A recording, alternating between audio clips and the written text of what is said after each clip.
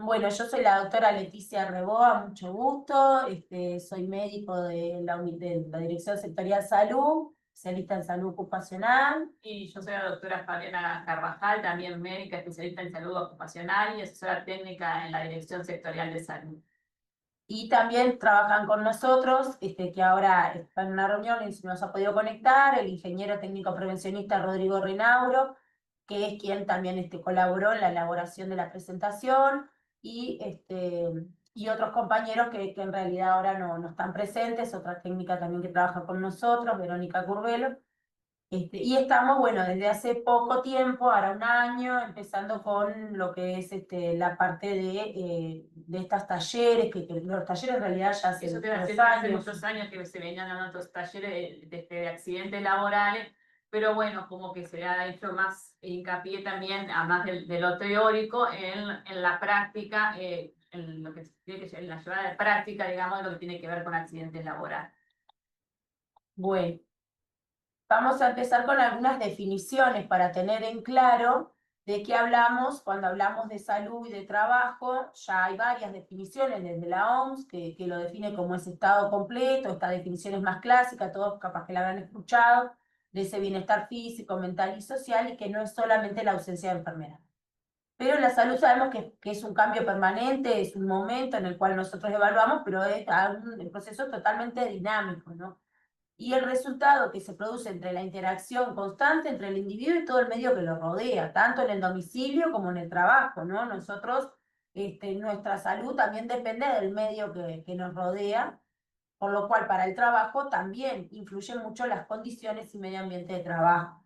Y el trabajo es esa actividad que realiza el hombre transformando la naturaleza para su beneficio o buscando satisfacer distintas necesidades, ¿no? Entonces ahí hay distintos procesos de trabajo que se llevan a cabo y vamos a ver que en todos esos procesos de trabajo hay distintos riesgos, como dijimos.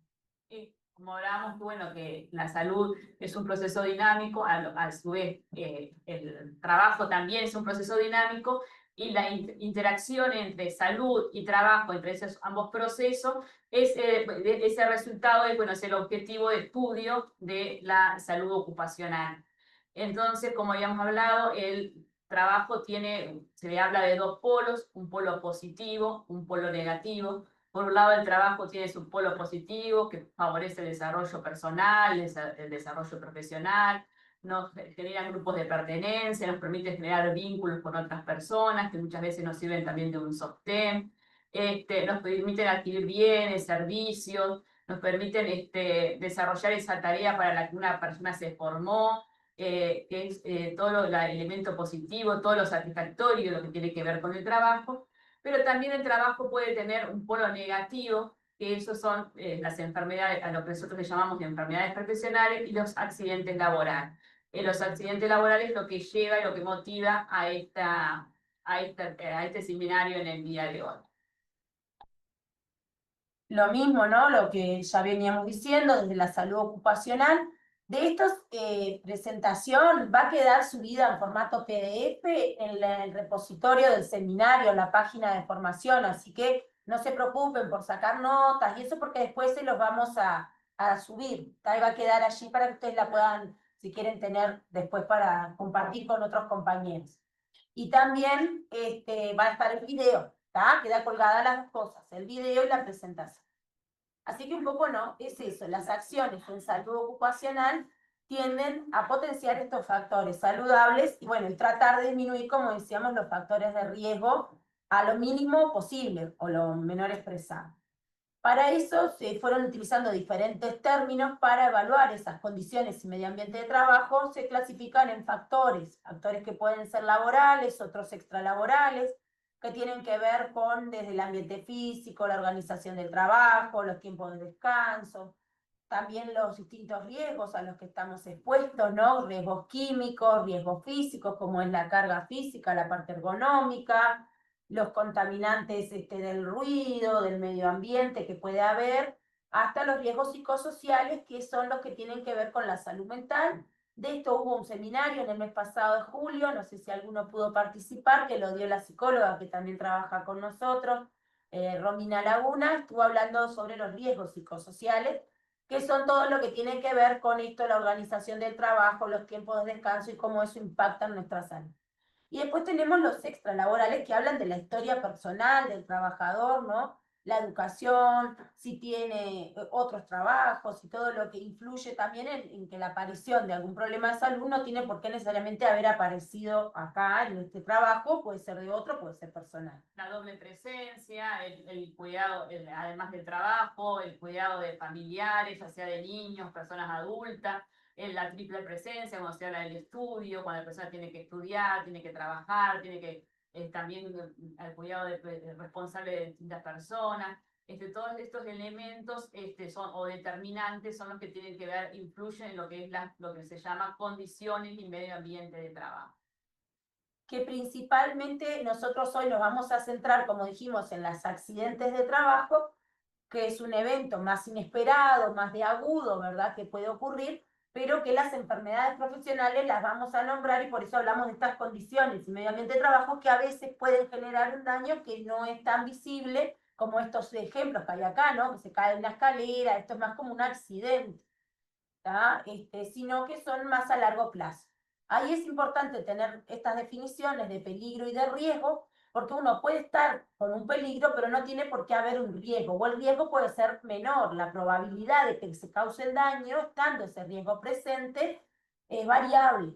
Lo que se trata con la salud ocupacional y con la parte de seguridad también laboral es de disminuir ese riesgo, ¿tá? Por ejemplo, el peligro en esta imagen, bueno, muestra que hay un tiburón, como que fuera, ¿no?, ese peligro, y que si estamos desde la playa, bueno, está ahí, el riesgo está, el peligro está, pero está lejos, o sea que el riesgo al no estar metidos nosotros en el agua es muy bajo.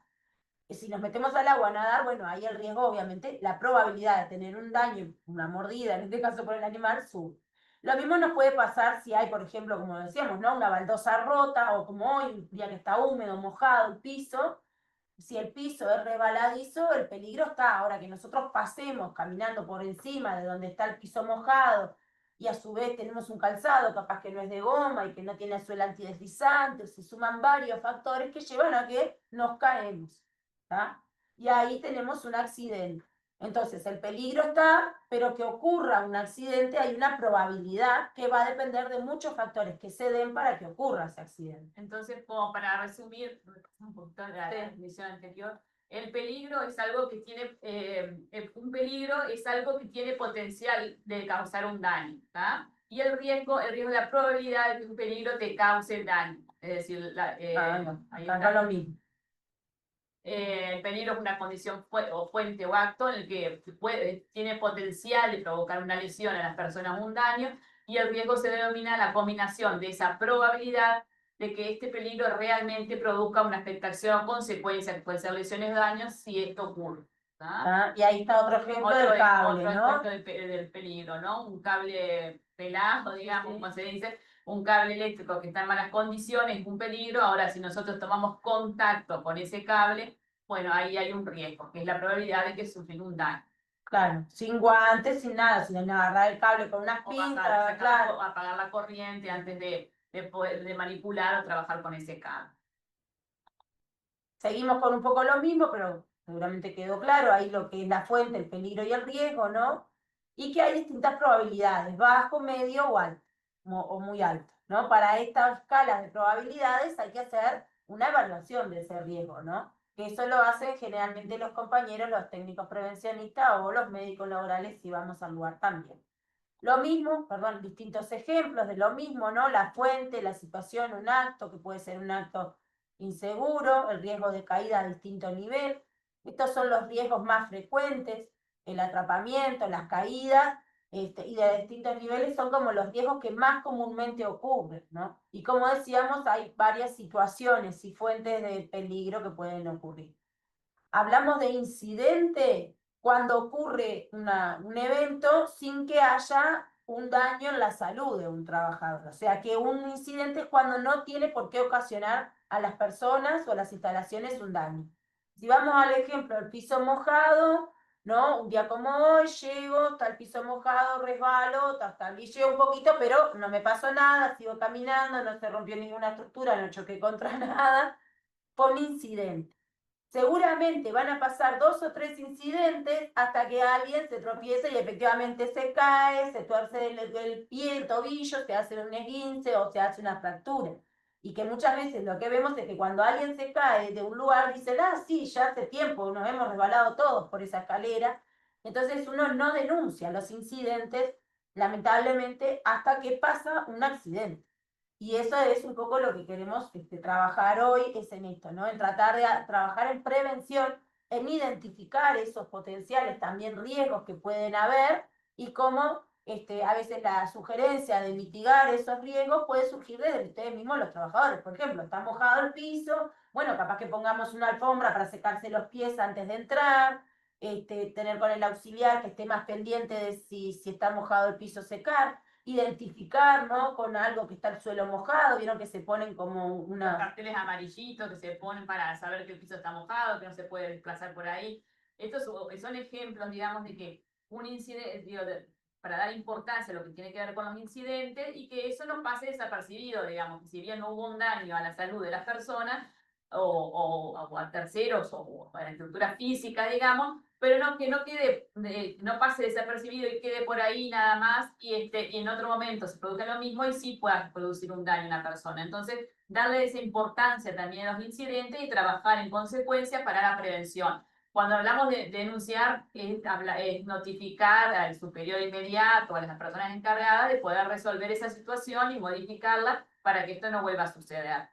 Claro, o sea, es avisar, ¿no? Miren, el piso está mojado, bueno, que vaya alguien a señalizar, vieron acá, tenemos un ejemplo, también el dibujito, ¿no? Del piso mojado, la persona terminó resbalando, al final, esto ya es el accidente, se golpeó y se partió la cabeza, ¿no? Es como medio drástico, pero la realidad es que a veces puede pasar así, un tropiezo mínimo puede producir una fractura de cadera, de un traumatismo de cráneo, digo, es lo más común que vemos y no precisas grandes distancias a veces, o sea, caída de su propia altura ya puede ocasionar un traumatismo. Claro, y ahí lo que habla acá en esta diapositiva, que las diferencias pueden, la lesión y las consecuencias de distintos accidentes pueden ser variadas. A veces una caída mínima de un escalón puede a ver, ser un esguince, pero puede llegar también a una fractura importante. Entonces, el daño y las consecuencias también pueden ir variando de acuerdo, aunque sea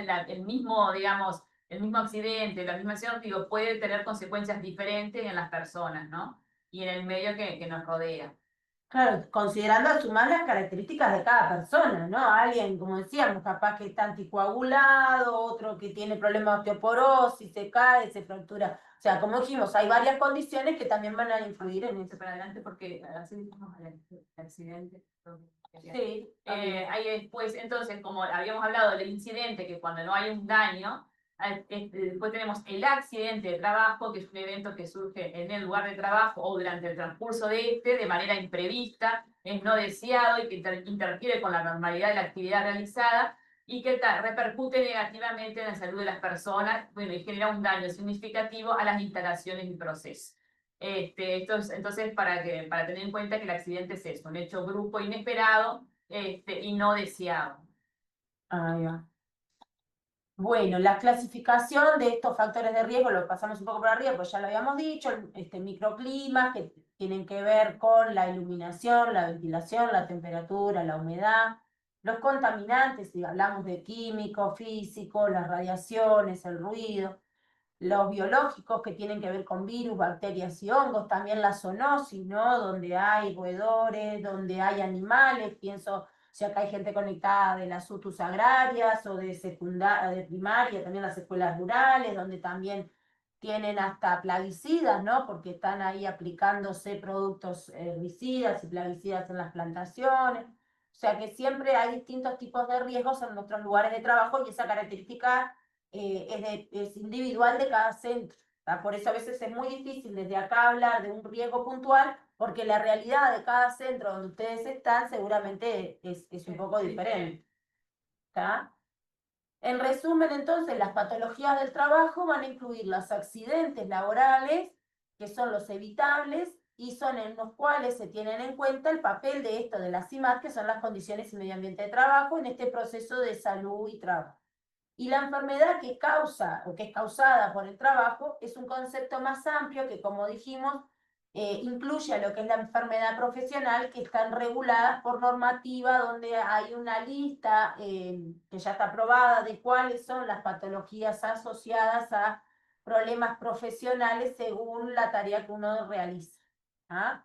Eso ya está y esto se determina a nivel del Banco de Seguros del Estado, quiénes son los que tienen enfermedades profesionales. Lo mismo lo de los accidentes, que vamos a ver que hay algunas que sí las cubren el banco y otras que no. Las medidas de prevención para esto, físicamente, porque no queremos centrarnos puntualmente en las condiciones y ambiente de trabajo, sino en los accidentes en sí, es tener en cuenta que para prevenir los accidentes de trabajo hay que, primero que nada, como dijimos, aplicar técnicas y procedimientos con prácticas de prevención, identificar dónde están esos riesgos, que eso ustedes mismos seguramente ya pueden tener identificado cuáles son, nombrando solo algunos de estos riesgos que nombramos, y cómo poder ver los procedimientos, si hay procedimientos adecuados de cómo hacer, por ejemplo, cómo cocinar, en el caso de la cocina, cuándo se prende el horno, en qué momento, si hay que verificar previamente que no haya nada dentro del horno antes de prenderlo, pienso en la gente que trabaja en cocina, el tema de los productos químicos que se utilizan también, ver si, ¿no? En qué condiciones están, si son los adecuados, si están en un envase adecuado, o sea que hay que conocer y almacenar de forma correcta todos los materiales.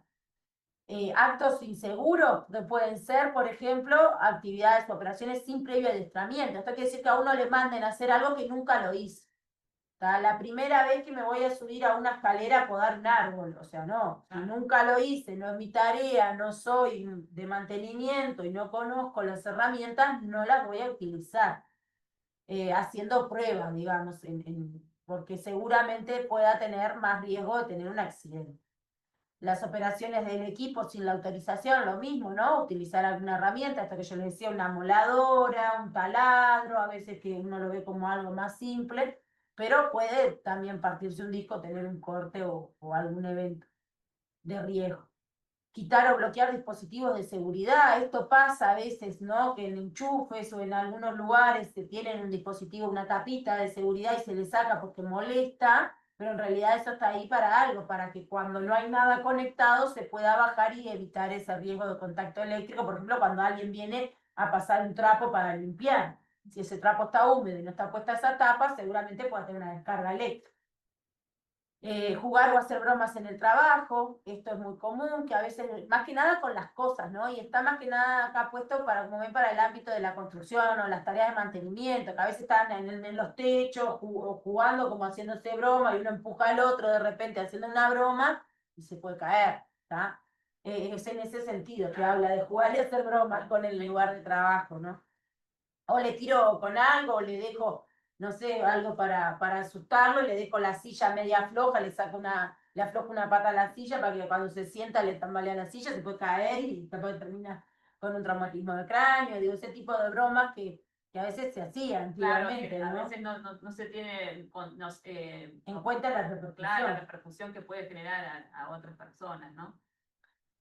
Bueno, limpiar, engrasar o reparar las maquinarias que están en movimiento, o sea, tratar de que si hay algún tipo de maquinaria, por ejemplo, pienso en de limpieza, aspiradoras, esos elementos que hay, a veces hay las jarritas eléctricas para calentar agua, bueno, fíjense que hay que tener un cierto mantenimiento, sobre todo lo que son electrodomésticos, como los microondas, todo lo que hay, y que los cableados estén bien, ¿no? Que no esté ningún cable pelado, un enchufe quemado, no seguir conectando ahí las cosas, ¿está? A eso más que nada las maquinarias, movimiento, lo que yo les decía. Ahí está, y no acostumbrarnos a que siempre está así y que no se haga nada. Cuando detectamos eso, bueno, tomar las medidas en consecuencia y no dejar que, bueno, siempre lo tenemos de esta forma, siempre lo usamos así y no pasa nada. Entonces, no permitir que eso se perpetúe en el tiempo y, bueno, y tratar de hacer las modificaciones y, bueno, y si vemos que hay algo así, bueno, notificar para que eso se cambie y se modifique.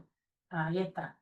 Y lo de los equipos de protección personal tiene que ver con determinadas tareas. Por ejemplo, los guantes en las personas que trabajan, en los auxiliares que están en tareas de limpieza, que están con productos con hipoclorito, con alcohol, con otros productos que pueden ser desengrasantes en las cocinas o detergentes que pueden causar daños en la piel, ¿no? Por ejemplo, reacciones alérgicas también respiratorias, si está muy concentrado. Entonces, ahí hay que utilizar elementos de protección personal, pueden ser los guantes, puede ser como está acá el dibujito el casco, guantes anticorte, en el caso que utiliza una moladora. Muchas personas que van a estar trabajando sobre pisos mojados, el zapato con suela antideslizante, con puntera también dura para por si se pueden caer elementos punzantes en los pies. Depende de acuerdo también a la tarea que uno realice, cuáles son el equipo de protección personal que es necesario utilizar. Claro, más que nada la tarea de, como les decía, mantenimiento, construcción, o limpieza, que son los que utilizan, por ejemplo, algún protector también bucal, como se usó el tapabocas, ¿se acuerdan? Para prevenir el riesgo biológico durante el COVID. Fue una medida, por ejemplo, un elemento de protección personal que se utilizó para disminuir el impacto del riesgo biológico que era contagiarse del COVID. Hoy por hoy hablamos de otras infecciones respiratorias, además del COVID que sigue estando. Entonces, ese elemento de protección personal, como es el tapabocas, se sigue utilizando. Si alguien está con síntomas respiratorios, puede concurrir a trabajar con tapabocas para, si no está con fiebre, ¿verdad? Si no se siente mal, como para no ir, no contagiar al resto, ¿tá? O alguien, si tiene un problema de inmunodepresión, que esté tomando corticoides de forma prolongada, inmunosupresores, algún tipo de medicamento que le baja las defensas, digamos, también es conveniente, o le van a seguir indicando que use el tapabocas para evitar el contagiarse. ¿Tá? O sea que eso, por ejemplo, es un elemento de protección personal para evitar las infecciones que en algunos ámbitos también son consideradas enfermedades profesionales, ¿no? Por ejemplo, en el ámbito de la salud. Eh, Después, las medidas de prevención, entonces vamos a tener distintas medidas de prevención para esos actos inseguros y las condiciones. Ah, quedó mezclado. Las causas, bueno, esto ya lo hablamos, los actos inseguros y acá. Bueno, hasta acá era un poco presentarles brevemente esto, lo que son los riesgos, los incidentes, y ahora lo que queríamos hablar es de este protocolo de accidentes laborales, que es el protocolo que está vigente dentro de la ANEM, ¿no? Que está circular del 2023. Que es importante que todos la conozcan, que existe ya un protocolo de actuación en casos de accidentes laborales, y que bueno, y pueden acceder a él a través de la página principal de la ANEP, se puede acceder a este protocolo. Sobre todo las personas que tienen personal a cargo, es muy importante que lo conozcan para tener idea y conocimiento de cómo proceder en caso de un accidente laboral en el lugar de trabajo.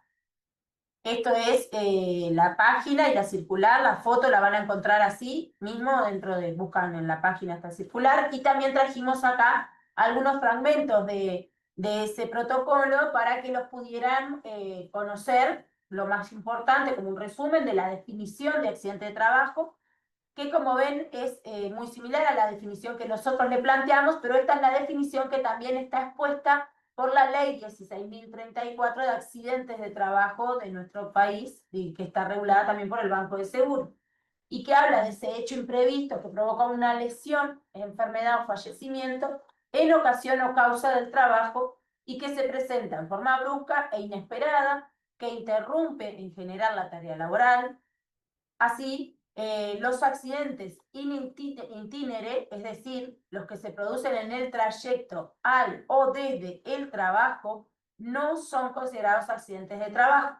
Esto lo queremos aclarar porque había una concepción, o en otros lugares del mundo, ¿no? Que se cubre eso. Acá en Uruguay no está cubierto en nuestra ley lo que ocurra en el trayecto mientras yo voy yendo a mi lugar de trabajo o cuando salgo. ¿Tá? Eso no está cubierto, ni 1 hora, ni 2 horas, ni 30 minutos, ni 10 minutos. O sea, si yo estoy fuera del lugar de trabajo o cuando me estoy yendo, ya no cubre. Salvo, hay solamente estos 3 casos de excepcionalidad que sí podría estar cubriendo cuando yo no estoy físicamente adentro de mi lugar de trabajo, ¿no? Porque podría ser que el funcionario esté cumpliendo una tarea específica y que fue ordenada por el jerarca. Por ejemplo, lo mandaron a hacer un mandado. A llevar un expediente o tareas de ese tipo, ¿no? A Como comprar de cadetería. o a comprar materiales que se necesitan para determinada tarea en el lugar de trabajo. O tiene que ir, no sé, hay un taller como ahora, una reunión en algún lado y tiene que trasladarse a otras oficinas, pero dentro de su horario de trabajo y a pedido del encargado, del superior en general. En ese caso, si en ese trayecto o mientras está afuera, aunque esté afuera de su lugar de trabajo o en el trayecto que está en la calle, por ejemplo, se cae, se trompieza, eso es un accidente de trabajo, porque estaba trasladándose o haciendo esa tarea fuera de su lugar de trabajo encomendado. ¿Tá? En el caso, por ejemplo, un chofer de ANEM que está trasladando personas, en ese caso, si pasa un accidente, es un accidente de trabajo. Claro, un accidente de tránsito pasa a ser un accidente, además de tránsito, de trabajo, ¿se entiende? También, si por ejemplo, lo pasan a buscar en un auto de ANEP con un chofer a ustedes para ir a una reunión o a un evento a otro lugar. En ese momento que la ANEP, la empresa, los está trasladando a ustedes en un vehículo de la institución, pasa a que si pasa algo con ustedes adentro de ese vehículo, por un accidente de tránsito, por ejemplo, algo que suceda, tiene que ver con un accidente de trabajo, porque ya la responsabilidad queda a cargo. A veces pasa los ómnibus que lleva a los maestros, a algunos centros, a los alumnos cuando los traslada, ¿no? O en algunos otros trabajos donde a veces se estila eso de que hay una camioneta, un ómnibus de reparto que los pasa a buscar. Bueno, en esos casos ya a partir de que ustedes están como en responsabilidad del trabajador por estar en un vehículo de ellos, de la empresa, de la institución, ¿está? Y después habla en el último caso en aquellos lugares donde el acceso al establecimiento o la dependencia ofrezca un riesgo especial. ¿Tá? Por ejemplo, pienso en alguna escuela agraria, en alguna escuela rural, que para llegar tienen que pasar, que están muy en el campo, ¿no? Y tienen que pasar por determinados caminos o riesgos muy peligrosos que pueda haber, no sé, una crecida, una inundación, ¿no? De algún campo y que para llegar a la escuela tienen que cruzar y bueno, pasan por esa calle crecida y bueno, si no ven hacia abajo se puede torcer un pie, caerse, o que lo pique, no sé, un insecto o algo mientras estaba cruzando y era una zona inundada, bueno, inundable. Le pasó esto porque había difícil acceso para llegar al lugar, llegó, pero en el trayecto le pasó algo, eso le cubre como accidente, ¿se entiende? Tiene que ser casos excepcionales. Ahí está. En estos tres casos. Si tienen dudas o algo, igual los pueden anotar o poner acá en el chat y después al final vamos a tener la idea es tener un espacio allí de dudas. ¿Tá? Después, en el caso de, bueno, que una vez que se sufre un accidente laboral, que hay un daño, una lesión a una persona, también queríamos, no sé si estaban informados que existe un manual de primeros auxilios, también se puede acceder a través de la página principal de la ANEP, que nos da unas pautas de cómo actuar en caso de, antes de que llegue la emergencia móvil, cómo actuar en caso de que una persona requiera de primeros auxilios y que tengamos que intervenir previo a la llegada de la emergencia móvil, que tengan que intervenir personas del centro educativo o cualquier dependencia de ANEP. Para eso trajimos este manual para que todos lo conozcan también, que puedan acceder a él. Se puede imprimir y tenerlo a mano en el lugar de trabajo para que sea de fácil acceso en el momento de poder tener que necesitar. El martes pasado hicimos el seminario web de actuación en caso de primeros auxilios. Para los que no pudieron conectarse el martes pasado, está subido en la plataforma allí también desde de capacitación en el departamento de formación. Van a ver el seminario web de la semana pasada, que lo pueden descargar, está el video y también están las PPT para que las puedan ver. ¿Tá? Digo para las que no pudieron, porque es como un tema también bastante extenso y lo damos en un seminario aparte, ¿tá? Lo de primeros auxilios. Que acá trajimos como algún resumencito, un poco ya había comentado la doctora Carvajal, de para qué son, ¿no? Qué sirven y que, bueno, son esa primera instancia hasta que llegue la emergencia móvil o personal especializado de salud o lo trasladen al lugar, en algunos casos que veíamos la vez pasada, que es muy difícil, no tienen una ambulancia que llegue y los tienen que trasladar, bueno, tener en cuenta esos primeros auxilios, ¿no? La sistematización, que acá hablamos siempre antes de actuar, esto porque claro, frente a un accidente de trabajo, lo primero que ustedes van a hacer es pensar en cómo actuar frente a ese accidente si hay una persona lesionada. Por eso decimos, lo primero que van a hacer es observar cómo es la situación, ¿no? Evitar ir agravar la situación de la persona o incluso convertirnos nosotros mismos en un segundo accidentado, ¿no? Una víctima más, digamos, de la situación. Entonces, antes de decidir qué ayuda le vamos a hacer, primero tenemos que tener en cuenta todos esos elementos para no ser una víctima más. Entonces, observar la situación, ver si no hay riesgo, podemos ahí ver si podemos actuar. Hay que avisar esto de tener una cartelera, lo nombró por allí también la doctora Carvajal, tener los teléfonos a mano, ¿no? De ya en una cartelera, los números de las emergencias, si tiene cobertura móvil el centro, si no, si hay caminera, policía, bomberos, todos los teléfonos de emergencia, el 911, que es para las vías públicas, que también se puede tener, y tener también en esa cartelera identificado la dirección bien clara del centro donde están, porque a veces cuando uno llama, dice vengan, y la emergencia dice a dónde, y no sé, acá, porque uno va a trabajar a su lugar todos los días, pero a veces no sabe exacto el número de puerta. Entonces, tener claro la dirección o las referencias, ¿no? Cerca de tal lado, pienso en algunos lugares donde es difícil tener la dirección, como les decía, en esos lugares más alejados, más que están sobre la ruta, cerca de tal tanque de la OCE, de tal cosa, ustedes tienen georreferencias, que eso tiene que quedar claro en la misma cartelera, junto con los teléfonos, para saber cuando llamemos la dirección, que es algo fundamental que tenemos que dar. Ahí dice el número de emergencia. Y decidir cuál es la ayuda que se va a brindar en el caso de los primeros auxilios, ¿no? Conocer, por ejemplo, dónde están los botiquines, si hay botiquines, si hay desfibriladores automáticos cerca. Acá hay una aplicación que se puede descargar que se llama Cerca, que es de la Comisión Honoraria para la Salud Cardiovascular y del Ministerio de Salud Pública también. En los celulares se descarga. Y ahí ustedes pueden acceder a la información de dónde está el cardiodesfibrilador más cercano a su ubicación. Cuando ustedes estén ubicados con la geolocalización, les va a decir dónde está el más cercano y también le va dando todos los pasos de cómo actuar en caso de emergencia.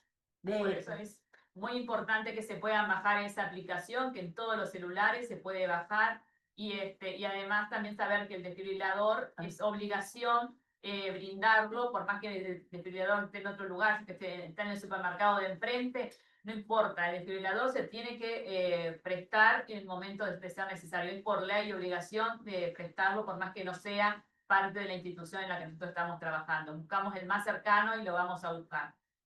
Es decir, lo localizamos el más cercano y vamos a buscar Incluso en la aplicación, por ejemplo, les dice si es algún lugar que está cerrado, si ustedes tocan sobre el mapa que les va a aparecer dónde están los días más cercanos, les va a decir el horario. Por ejemplo, tal oficina está abierta de lunes a viernes de 8 a 20. Para así ya no van a buscarlo, si ahí ya saben que va a estar Está, cerrado. claro. Ustedes buscan el que esté accesible en el momento. horario, en ese momento.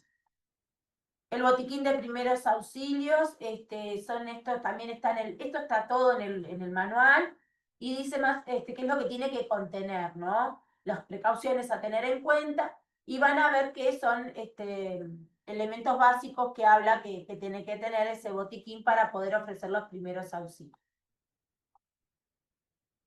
Entonces, volviendo a lo que es los accidentes de trabajo, como dijimos, después de haber actuado en esos primeros auxilios con la persona, y ya saber, ya llamamos a la emergencia, lo asistieron, ¿no? Al trabajador, vamos a tener en cuenta estas pautas generales de cómo seguimos si esto ocurrió en nuestro lugar de trabajo y entendemos que es un accidente de trabajo.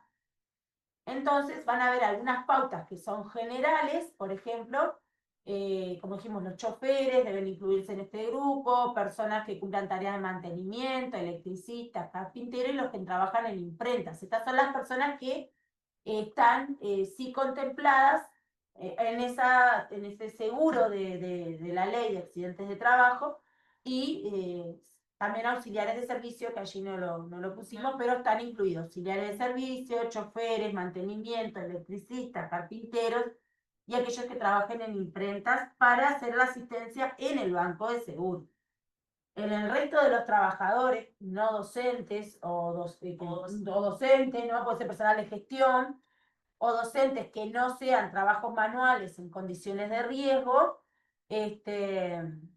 no estamos incluidos dentro de la asistencia por el Banco de Seguro del Estado. tenemos que recurrir a nuestro propio prestador de salud.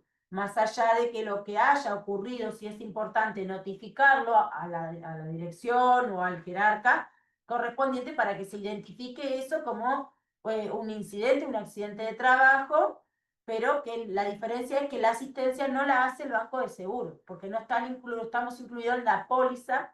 Ahora vamos a ver que hay una ley y sus artículos que esto es así no solo para la ANEP, sino para todos los empleados públicos de todo el Estado. Solamente están cubiertos en la ley de accidentes de trabajo por el Banco de Seguros del Estado para la atención ahí, ¿no? Porque no quiere decir que no sea un accidente de trabajo, digo, para la atención por parte del Banco de Seguro están cubiertos las personas digo, los puestos de trabajo que se detallan que detallamos recién. Y además ahí está previsto también que algunos docentes, como dice acá en lo que estamos en el protocolo, que está en el protocolo, esto ustedes lo descargan y lo leen, estos son páginas del protocolo que nosotros les trajimos, ¿no? Ahí está. Estos textos están extraídos tal cual el protocolo. Entonces dice, no obstante, se hace la salvedad que en relación a los docentes que realizan tareas manuales como carpintería, mecánica, electricidad, gastronomía, capilar, y los que también realizan tareas con animales, porque también sabemos que hay enfermedades que son transmitidas por la tarea misma de trabajo con animales, otros que realicen tareas rurales que se pongan al riesgo, en esos casos pueden estar incluidos también dentro de la póliza. Por eso es muy importante conocer cuáles son las personas exactamente que están incluidas dentro de la póliza para en caso de accidente saber si le corresponde concurrir al banco de seguros o le corresponde concurrir al prestador de salud a hacer la asistencia. Claro. Los docentes y algunos ayudantes preparadores vieron que ahí habla también de funciones en laboratorios, ¿no? Productos químicos o similares. Esto también, como decía la doctora, es fundamental que quede claro para el momento de tener la asistencia. Igualmente, si ustedes tienen dudas en el momento del accidente, cuando llegue la emergencia, lo que podrá pasar es que vayan al banco de seguro y en el banco de seguro le van a dar los primeros auxilios y después los van a mandar a su prestador de salud si no están en la lista. Pero que ahí va siempre procurar la atención y que eso no sea una limitante para que la persona sea atendida a la brevedad, ¿no? El entrar en esa duda. Primero la atención y después se evaluará cuál es el prestador que va a atenderlo, pero que eso no sea un determinante para que se atrase la asistencia de la persona, ¿no? Claro, en el momento lo llaman a la emergencia, lo asisten. En el interior, en Montevideo está el hospital del Banco de Seguro del Estado, lo que hace más fácil para las emergencias móviles, porque dicen, bueno, pasó en el trabajo, lo llevan al Banco de Seguro. En el interior es más difícil porque no hay un hospital propio del Banco de Seguro, sino que son las mutualistas, o sea, lo que son El prestador de prestadores, sí, pero del privado, no es ACE, ¿no? Todos los privados, hay como convenio con la red FEPREMI, son ellos lo que ofician como una sucursal del Banco de Seguros. Entonces, ahí, como decíamos, en un principio, que lo asistan, lo van a trasladar al centro más cercano, y después dejar en claro si fue o no accidente de trabajo, lo verán en la emergencia ya en el hospital para ver si le corresponde o no. Eso para el parte de la emergencia. Ahora, desde el director del centro, lo que puede hacer es que después que se lo llevan, o si lo tiene que trasladar una ambulancia o algo, es llamar a recursos humanos de primaria, si es de primaria, de secundaria, si es de secundaria, de UTU, y preguntar esto, si está cubierto o no por el banco de seguros. En el mismo formulario, del mismo protocolo, al final en los anexos van a ver que tiene un formulario para completar con datos que lo tiene que hacer el director del centro educativo donde ocurrió ese accidente. O el jefe de la dependencia donde ocurrió el accidente en caso de que no sean centros educativos. Ahí está. Por eso hay como un procedimiento que tiene que hacer el empleador, digamos, y otro procedimiento que tiene que hacer el trabajador. Son dos procedimientos. Frente a ese accidente, entonces lo primero es la ocurrencia del accidente. El jerarca de la dependencia o el director del centro donde el funcionario desempeña su tarea debe realizar las siguientes acciones por su orden. Y esto está también en ese protocolo, por eso le decimos descárguenlo porque está todo ahí. Procurar la atención primaria del accidentado, es esto que dijimos, ¿no? Procurando la emergencia, los primeros auxilios, si hay botiquín en el centro, obviamente. Si tiene en cuenta la afiliación del funcionario, o sea, si tiene, por ejemplo, mutualista y quiere llamar a su prestador de salud, puede llamarlo. Por ejemplo, yo soy del CASMU, quiero que venga el CASMU, quiero que venga la 1727, bueno, eso va en cada persona, pero si no, si tiene una cobertura del centro, va directamente a esa cobertura. La proximidad del centro y la velocidad de contar con atención de acuerdo a la gravedad que reviste el accidente. Esto es lo que yo les decía en el seminario anterior de primeros auxilios, muchos comentaban eso, que en algunos lugares era muy difícil llegar y de hecho no le llegaba nunca una ambulancia. Entonces lo que hacían era, había una policlínica a una cuadra o 2 cuadras de donde estaba la escuela, entonces lo llevaban a la policlínica que era el centro más cercano. A veces el centro más cercano puede ser en algunos lugares hasta una comisaría, que muchas veces la policía está entrenada en primeros auxilios, tienen DEA, saben cómo actuar y ellos mismos, el patrullero, los traslada. Porque es así, la realidad, como decimos, de todo nuestro país es distinta, no es lo mismo todo en ciudad, digo, la realidad es eso. También hay que conocer eso, ¿no? Frente a un accidente, estar prevenidos, saber qué hacemos, a dónde vamos a dirigirnos si hay un accidente y sabemos que no va a llegar una ambulancia. ¿Con quién? ¿Qué es el lugar más cercano que tenemos a nuestro lugar? Después de eso, de la emergencia, comunicar lo sucedido a la oficina de gestión humana, esto que yo les estaba comentando, del director del centro, va a tener que comunicarse con gestión humana de su dependencia antes de las 24 horas de ocurrido el accidente. Esto es importante, lo mismo que completar el formulario, que está al final de este capítulo, que lo vamos a ver en la página web, en las 24 horas. ¿Y por qué? Porque después que pasan los días nos vamos olvidando, van surgiendo otras cosas y terminan a veces por no denunciarse los accidentes o se denuncian 1 mes, 2 meses, 3 meses después de ocurrido. Y eso no solo tiene repercusión para la ANEP en sí, que también genera multas, porque tiene solo 48 horas para hacer la denuncia patronal, la ANEP, de lo ocurrido en Montevideo y en el interior tiene hasta 5 días, sino además para el trabajador. Si la persona le corresponde el banco de seguro, en el banco de seguro lo van a asistir, pero después le van a decir, bueno, desde tu lugar de trabajo no mandaron la denuncia patronal. Puede quedar interrumpida su asistencia o lo derivan a su prestador de salud porque no hay denuncia patronal, ¿se entiende? Entonces puede perjudicar al trabajador de que al no haber una denuncia patronal hecha, le rechacen la asistencia o no se le reconozca como un accidente de trabajo. Y para la ANEP también genera multas, retrasos, recuperos que se llaman por pasarse de los plazos de hacer la denuncia. Y lo más importante para nosotros acá en salud ocupacional es demorar el conocimiento de ese accidente para nosotros poder tomar alguna medida de prevención para que no le ocurra a otra persona, ¿no? Si hay un pozo que se está en el patio o a la entrada de la escuela, cayó una persona, se fracturó el pie, si nadie avisa, nadie toma medidas sobre ese pozo, va a seguir estando el pozo allí y se va a seguir cayendo otra persona y dentro de 2 días vamos a tener otro accidentado con el mismo problema. O sea, no se atacó siquiera la causa del accidente porque no se notificó el accidente. Entonces, desde la Dirección Sectorial Salud, estamos hace ya un año, empezamos con los técnicos prevencionistas a hacer el seguimiento de los accidentes que nos notifican. Entonces, cuando alguien tiene un accidente, nos notifican, nos llega la denuncia patronal, esto que el formulario que completa el director nos llega a nosotros, ustedes lo mandan a gestión humana, pero gestión humana no los manda, y los voy a estar contactando yo, o los contacta también la técnica prevencionista, entre las dos, y evaluamos qué fue que le pasó, cómo fue, cuándo se cayó, y vemos si hay alguna medida, ya alguna recomendación inmediata para hacer al centro, llamar al director o al centro, avisar, ¿no? Hay que tomar tal o cual medida, para que no vuelva a accidentarse otra persona, ¿tá? Y corregir eso que puede estar generando ese problema. O sea que es muy importante que se denuncien los accidentes por todo esto que hablamos. Y además también para saber, en el caso del médico, para conocer las consecuencias que tuvo en la salud de esa persona, en la repercusión, cómo viene evolucionando, cuándo es probable reitero y el reitero en qué condiciones también. Entonces, por eso es muy importante la comunicación con el servicio, con la Dirección Sectorial de Salud de ese accidente. Otra de las cosas que es importante para el lesionado o el trabajador que tiene ese accidente conocer, de que así como el jerarca va a tener que avisar a gestión humana, llenar el formulario, el trabajador también tiene que dar aviso para que justamente, capaz que en el momento no pueda hablar, obviamente, bueno, o un familiar, o después de que lo asistan en el banco de seguro a los 2, 3 días Eso puede demorar un poquito más, pero tratamos de que sea hasta máximo 72 horas, a no ser que la persona esté inconsciente, Claro. ¿verdad? No pueda hablar, Eso, está muy es algo dolorido. visible y bueno, no va a quedar duda de que la persona se lesionó y que, como si que fue al banco de seguro porque estamos en conocimiento de todo porque lo pudimos ver.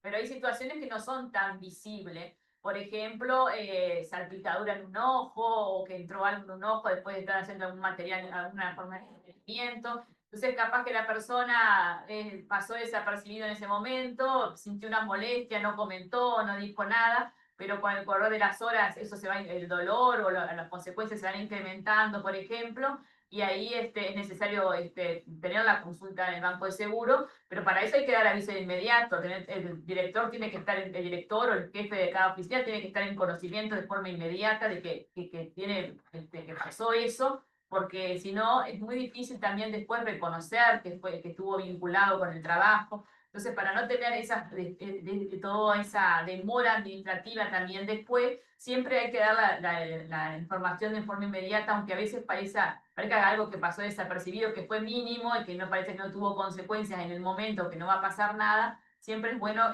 comunicarlo enseguida, ¿no? Y después, a nivel de todo lo que dijimos, del empleador y del trabajador, también hay otro hecho que no es menor, que es que el Banco de Seguro del Estado, si bien presta la asistencia, los trabajadores que van al Banco de Seguro del Estado, que están de ese grupo que tienen que ir, pero si bien les va a expedir como una hoja o en algunos lados le dan como una libretita de los días de asistencia, no ingresa una certificación como si pasa con el BPS. Cuando nosotros estamos enfermos, vamos a nuestro prestador de salud y él nos certifica unos días. Esa información de BPS pasa directo a la NEP, sin que nosotros tengamos que llevar ningún otro papel ni documento. Esto es así desde el 2018 que se dejó de hacer certificaciones en el servicio médico. Pero el Banco de Seguros no certifica, o sea, el Banco de Seguros no le, o sea, si bien los asiste y justifica esas faltas, no va a salir la certificación acá, la NEP no va a llegar. Entonces, desde la dirección o desde la secretaría o desde la inspección le van a decir, fulanito está faltando y no sabemos qué pasó. O sea, no va a estar figurando los días que ustedes estén, más allá de que digan, sí, hubo un accidente, bueno, pero ¿cómo está? ¿Sigue certificado? ¿Hasta cuándo? ¿Qué día? Porque no llega como el BPS que dice de tal día está certificado. No hay información. En esos casos, las licencias médicas las tenemos que ingresar, las seguimos ingresando desde la Dirección Sectorial Salud, desde este servicio médico, la ANEP, que pueden en algunos departamentos ya están los doctores que todavía están, como en Paysandú, en Artigas, en Florida, en Maldonado, Salto, Rocha, esos doctores en Canelones, la doctora Cisneros, o sea, donde están los médicos que ya que están de la ANEP, ellos lo van a seguir certificando. Si no, en Montevideo también sigue estando acá el servicio médico de lunes a viernes de 8 a 17 horas para que vengan hasta acá, si pueden trasladarse. Si no, podrá venir un familiar con la certificación, con el papel que les expide el Banco de Seguro y nosotros le ingresamos la certificación. De esa forma se aseguran también de que esté certificado sus días de licencia, que nosotros lo vamos a ir certificando hasta el día que le den el alta en el banco. El Banco de Seguro lo único que informa, como ven acá, es el alta. O sea, el alta del ingreso, digamos, y el alta del médico. Pero en el medio, los meses que ustedes estén en asistencia o días, así sea una semana, no llega nunca la información acá. Entonces, a veces nos pasa, ¿no? Que han citado a junta médica, personas que de repente hacía 3, 4 meses que estaba faltando, la directora, nadie sabía qué le había pasado y cuando vienen acá estaban en asistencia con el Banco de Seguro, pero nunca lo notificaron. Por eso en el protocolo se establecen hasta 72 horas como plazo para dar aviso acá a la Dirección Sectorial de Salud, ya sea de forma presencial, y si no es de forma presencial puede venir otro familiar, o si desde el interior, en donde no hay médicos en ese departamento, también se puede enviar por mail acá a la Dirección Sectorial de Salud con toda la información médica que tengan en ese momento, y siempre se da un plazo de 72 horas para hacer todo este trámite, porque además es importante que esa información nos llegue lo antes posible, porque así lo antes posible nosotros también se puede actuar. Por eso que le decíamos que lo va a recibir un médico, que lo va a recibir un técnico prevencionista, porque como todo accidente, cuanto más cercano sea a la situación el estudio, el análisis va a ser mejor, porque después ya el olvido, e incluso hasta los testigos que presenciaron también pueden llegar a olvidarse, entonces como para poder recabar la mayor información posible, cuanto antes sea, es mejor. Entonces, una por los plazos, una también para tener con la información regularizada, las 72 horas de plazo, ¿tá? Pero además también para actuar en consecuencia en prevención, también lo ideal es lo antes posible también tener todo ese conocimiento. Ahí está.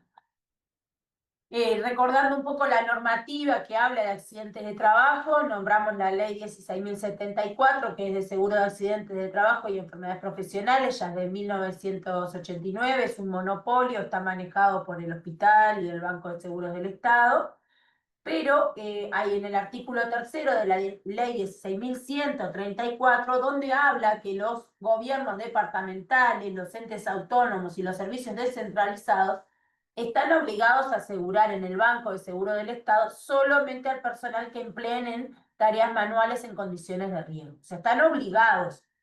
No pueden haber algún centro, la UTU, por ejemplo, creo que tiene una cobertura mayor, pero eso por decisión digamos, Claro, de UTU. Sí, claro, que también tienen, por ejemplo, la UTU tienen la póliza incluye a los estudiantes.